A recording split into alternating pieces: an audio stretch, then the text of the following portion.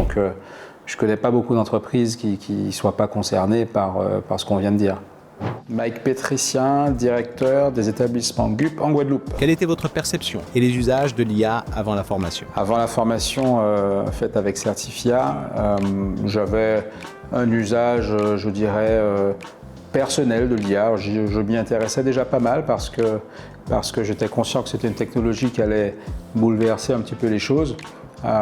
Et après la formation? Alors la formation Certifia, déjà je préciserai que je l'ai faite avec 6 collaborateurs de mon équipe.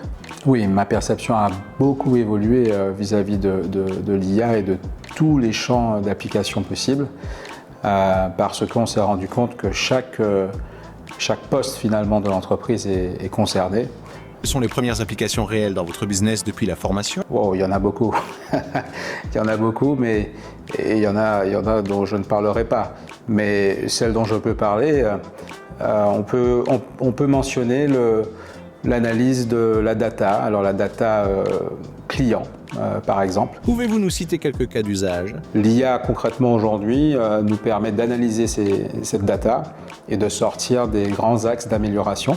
Un autre usage qui est effectif aujourd'hui, c'est d'utiliser l'intelligence artificielle pour faire du dispatch de stock. Nous avons plusieurs agences sur l'île. Il peut être aussi fastidieux de tous les jours analyser les stocks par rapport aux ventes de la semaine ou de la veille. Donc aujourd'hui, on utilise l'IA pour optimiser cette gestion de stock. Comment voyez-vous l'évolution de l'IA à la GUP dans les prochains mois? Je pense que je ne la vois pas parce qu'on ignore encore jusqu'où ça ira. Donc ce que je peux dire, c'est qu'à mon avis, ça va continuer à se développer.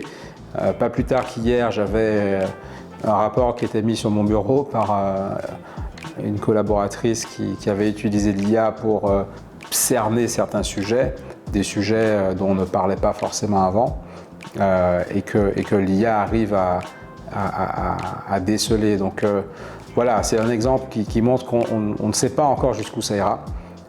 Les applications seront multiples. Je pense que ça continuera dans l'optimisation des livraisons, qu'on parlera bientôt d'optimiser les approvisionnements globaux de l'entreprise. On parlera d'optimiser les plannings. Je ne peux pas vraiment vous dire où ça finira. À quelle entreprise conseilleriez-vous l'adoption de l'IA en Guadeloupe? À toutes les entreprises. Je pense que c'est assez clair. L'IA ne concerne pas l'entreprise, l'IA concerne les relations humaines. L'IA concerne en fait, tout ce qui mérite un certain niveau d'analyse et de prise de décision. Si c'était à refaire, vous seriez lancé plus tôt dans l'adoption de l'IA? Pas forcément. Je pense qu'on est bien là. Je pense qu'on est au bon moment. Je ne pense pas qu'on soit en retard. Mais je dois dire que c'est parce que nous sommes en Guadeloupe. Si nous étions ailleurs, sur des marchés plus développés et plus agressifs, on serait peut-être déjà un peu derrière. Donc non, je ne regrette pas. Je pense aussi qu'il faut faire les choses dans l'ordre. C'est pour ça que cette formation Certifia a été intéressante, parce qu'il y a une phase d'acculturation qui est importante. Il faut essayer de ne pas trop choquer les gens, de ne pas trop les brutaliser avec cette révolution, tout en sachant qu'on n'a pas le choix. Non, je ferai ça. Mais par contre, ceux qui ne sont pas encore à bord, je recommande qu'ils y aillent très très vite. Merci Mike. Avec plaisir.